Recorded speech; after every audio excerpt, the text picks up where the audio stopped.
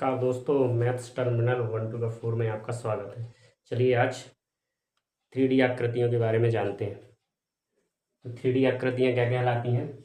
3 आयामी आकृतियाँ, ऐसी आकृतियाँ जो लंबाई, चौड़ाई तथा ऊंचाई से मिलकर बनी होती हैं। अर्थात ऐसी आकृतियाँ जो लंबाई, चौड़ाई तथा ऊंचाई तीनों से मिलकर बनी होती हैं, त्रिआयामी आकृतियाँ कहलाती हैं।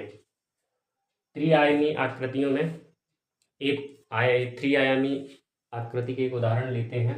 उनमें से पहली आकृति है घन। घन के बारे में पढ़ते हैं। ये 3D आकृति है घन, ठीक है। तो घन जिसे इंग्लिश में क्यूब बोलते हैं। तो इसकी परिभाषा क्या है? ऐसी ठोस आकृति जिसकी लंबाई, चौड़ाई तथा ऊंचाई बराबर होती है।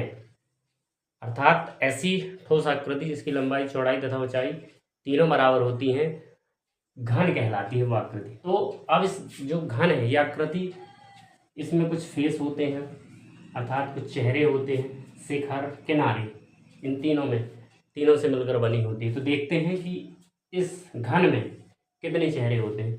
तो चेहरे हम बताते हैं घन में चेहरे कितने होते हैं। ये जो प्लेट टाइप में दिख रही है ऊपर 4 खूंट की चतुर्भुज जैसे हो गया, एक चेहरा ये नीचे वाला हो गया तो 2 हो गए, एक ये हो गए तो 3 हो गए, और इसके जस्ट अपोजिट ये 4 हो गया, ठीक है। और ये वाला किनारा आपको दिख रहा है 5, और इसके अपोजिट वाला हो गया 6। यदि समझ में आया हो तो एक डब्बे की सहायता से देखते हैं अपन। हालांकि ये क्यूब की आकृति का नहीं है, लेकिन अपन इसमें देख सकते हैं। देखिए, जैसे अपन जानते हैं चेहरे की बात कर रहे हैं, चेहरे कितने होते हैं घर में। तो देखिए ये पूरा एक चेहरा ये, ठीक है, एक, इसका अपोजिट 2 हो गए, ये ऊपर वाला 3, नीचे वाला 4, और ये जो किनारे ये 5 और ये 6। तो चेहरे फेसेस कितने हो गए? 6। घन में कितने चेहरे हो गए? 6। अब बात करते हैं शिखर। शिखर क्या होते हैं?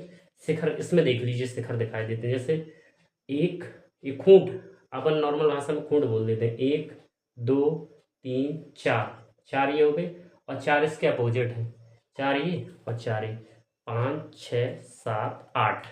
तो कितने हो गए शिखर? कितने हो गए? 8।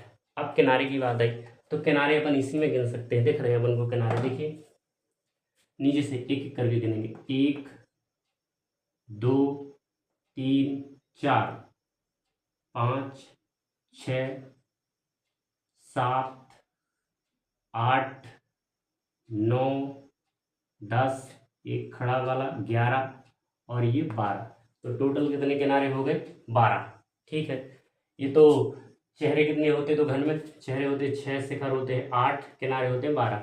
चलिए, और ये जो है घन की एक भुजा, ठीक है। तो घन का पार्श्व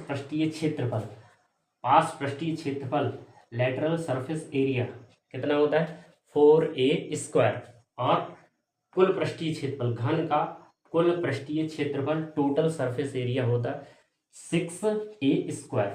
और घन का आयतन, वॉल्यूम, भुजा का क्यूब, अर्थात 1/3। घन का आयतन 1/3 होता है। और घन का विकर्ण कैसे निकालेंगे?